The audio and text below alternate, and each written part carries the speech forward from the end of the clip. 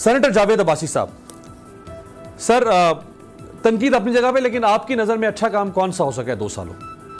मुझे लगता है कि आज मुझे जवाब देने की बिल्कुल अब जरूरत नहीं है। जो कुछ आपने सुना दिया है, जो कुछ हमने सुना है, ये बहुत सारी ऐसी बातें थी जो मुख्तलिफ टॉक शो में हम मुख्तलिफ अमूर पर ये बातें किया करते थे, लेकिन आपने बड़े सीक्वेंस के साथ ये सारी बातें सुनाई। और वो बातें जब प्राइम मिनिस्टर साहब ने हलफ ले लिया है, उसके बाद उन्होंने कौम से वादा किया था, और हम सबको अभी तक इसका इंतजार था कि इस राइट डायरेक्शन में कोई मामला शुरू। मुझे कुछ एक एरिया भी हाथ से ऊपर हो गया है, ना तो वो खुद तशरीफ लाते हैं पार्लियामेंट के अंदर, ना ही कोई रिकॉर्ड कानून साजी हुई है। फैक्ट के बिलों के अलावा आपने देख लिया कि कोई एक कानून साजी भी ऐसी नहीं है जिससे ये पता चल सके कि लोगों को सस्ता और फौरी इंसाफ मिलने के लिए कोई इकदाम किए गए हैं। प्राइम मिनिस्टर साहब ने एक साथ वादा ये भी किया था कि मैं खुद आया करूंगा पार्लियामेंट में और 0 क्वेश्चन होगा, और जिस तरह वेस्ट मिनिस्टर में प्राइम मिनिस्टर आके जवाब देता है इस तरह जवाब देगा।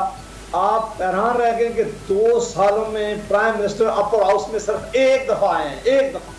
उसके बाद उनको टाइम नहीं मिला कि वो उस पार्लियामेंट में जहां से वो ताकत लेके जाते हैं, उस पार्लियामेंट जो सबसे ज्यादा ताकतवर या सबसे सावरन अदारा है उसके पास जाए। बाकी घरों का आपने बता दिया है, बाकी रिफॉर्म्स का आपने बता दिया है, बाकी सारी चीजें बता दी। हम ये कह रहे थे कि प्राइम मिनिस्टर साहब को शायद या तो अंदाजा नहीं था कि ये चीजें करने के लिए टीम चाहिए होती है, या फिर उनका ख्याल था कि मैं ऐसी बातें जरूर कर जाऊंगा और फिर अपना वक्त का देखेंगे। मेरा नहीं ख्याल कि उनके पास कोई टीम थी, मेरा नहीं ख्याल उस टीम के पास कोई विजन था, मेरा भी ख्याल है कि ना ही कोई फॉलो अप है। मुझे लगता है कि प्राइम मिनिस्टर साहब की एक स्पीच तो जरूर हो जाती है, लेकिन फिर अपनी उस स्पीच के ऊपर कोई ऐसा फॉलो अप नहीं है कि वो 2 महीने बाद या 4 महीने बाद बताएं कि मैंने कौन से वादा किया था कि मैं ये काम करूंगा, तो ये काम कहाँ तक पहुंचा है। तो इसलिए जो नजर आ रहा है वो अभी तक कोई ऐसी बेहतरी की चीज नजर नहीं आ रही है, ना इकॉनमी नजर आ रही है, ना इन्वेस्टमेंट आ रही है, ना घर बनने जा रहे हैं, ना यूनिवर्सिटी बनेगी प्राइम मिनिस्टर हाउस में, ना गवर्नर हाउस छोड़ने के लिए तैयार है। देखें, एक बड़ी बात हमेशा हम कहा करते थे कि खैबर पख्तूनख्वा की पुलिस हमेशा से बहुत अच्छी होती है जी। ये इमरान खान साहब उस वक्त इसे सेल करते थे जाकर पंजाब के अंदर। हम कहते थे कि ये मैं पता खैबर पख्तूनख्वा से है, मैं जानता हूँ, हमारी हिस्ट्री, हमारी पुलिस, हमारी वहाँ की रवायात है। वही आईजी साहब जब उनको लेके गए पंजाब में, उनको पोजीशन दी, 3 महीने से ज्यादा वो अपनी पोजीशन रिटेन नहीं कर सके, उन्हें घर जाना पड़ा। सबसे ज्यादा वो कहते थे कि मैं पुलिस में रिफॉर्म लाऊंगा, मैं ब्यूरोक्रेसी का टेन्योर फिक्स करूंगा। पंजाब के आईजी देख लें, पंजाब के चीफ सेक्रेटरी आप देख लें, पंजाब के बाकी चीजें देख लें, पंजाब की गवर्नेंस देख लें, खैबर पख्तूनख्वा की गवर्नेंस देख लें।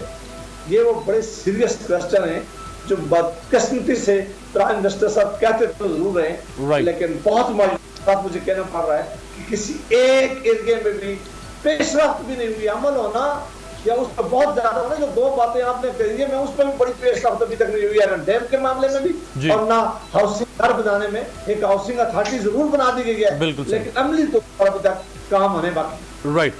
नाज बलोच साहबा, प्राइम मिनिस्टर की इंटेंट कहा जाता है कि वो बिल्कुल ठीक है, वो करना चाहते हैं, लेकिन उनके पास अक्सरियत नहीं है, इसमें कोई शक नहीं है। ऑपोजिशन बहुत मजबूत है, नंबर्स उनके पास नहीं है, फाइनेंशियली वो कहते हैं कि खजाना दिवालिया हो चुका हुआ है, ये कुछ छोड़ के नहीं गया पाकिस्तान के पल्ले, मैं कहाँ से करूँ। अब ये उनकी कंस्ट्रेंट्स हैं जो वो रखते हैं बार बार रिजर्वेशंस को आपके सामने। बिस्मिल्लाहिर्रहमानिर्रहीम। देखिए, बात ये है कि 2 साल की जो हुकूमत है उसमें काफी मौका होता है एक पॉलिटिकल पार्टी के पास जो हुकूमत में आती है कि वो अपने किए हुए जो वादे हैं उनकी कम से कम बिगिनिंग स्टार्ट कर ले, उनकी इब्तिदा कर ले। तो उसमें अगर हम देखें, और ये जो बयानिया आ रहा है हुकूमत का कि जिस हालत में हमें देकर गए थे, तो जिस हालत में हुकूमत पाकिस्तान जिस माशी एतबार से जिस हालत में था, उससे तो बाहर निकालने के लिए इन्होंने कहा था हम आ रहे हैं, कि जिस दिन हम आएंगे अरबों रुपए मुंह पे मारेंगे IMF के। उन्होंने तो कहा था कि रोटी सस्ती होगी, महंगी होगी जान। इन्होंने कहा था कि बेरोजगारी खत्म होगी और लोगों को घर होंगे, 1 करोड़ नौकरियां, 1 करोड़ घर और 50 लाख नौकरियां हम लोगों को देंगे। तो उस एतबार से अगर आप देखें तो इन्होंने एक काम भी, ना तो एक घर इन्होंने बनाया, ना इन्होंने एक नौकरी दी। हाँ, अलबत्ता बेरोजगारी उरूज पे है। और GDP आप ये देखने चले, आप कुछ ना करते 2 साल में, आप एक कदम भी आगे ना बढ़ते, लेकिन आप पीछे तो ना बढ़ते।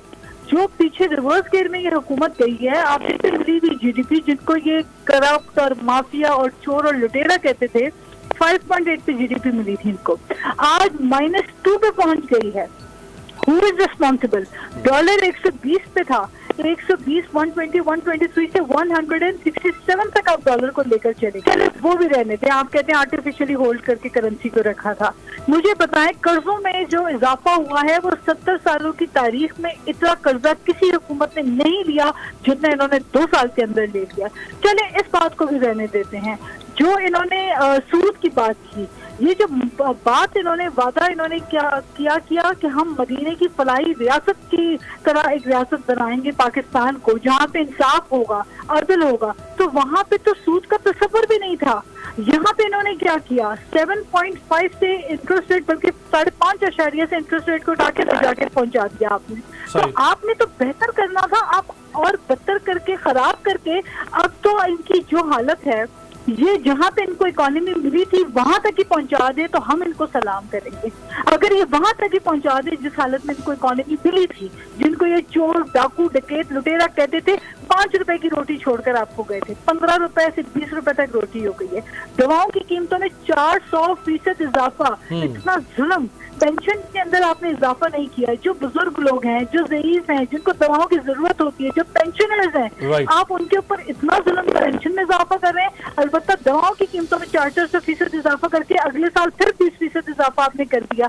फिर आप मुझे बताएं पेट्रोल का बहरान, फिर आप मुझे बताएं चीनी का बहरान, फिर मुझे बताइए कि जो आटा चोरी और चीनी चोरी, ये सब कौन कर रहा है? 7 साल के अंदर एक बीआरटी आपसे नहीं, आपने बीआरटी बना ली, चले, आपने उसका भी हमें मुबारकबाद देने का मौका नहीं दिया। पहले ही दिन बसें खराब हो गई बीआरटी की।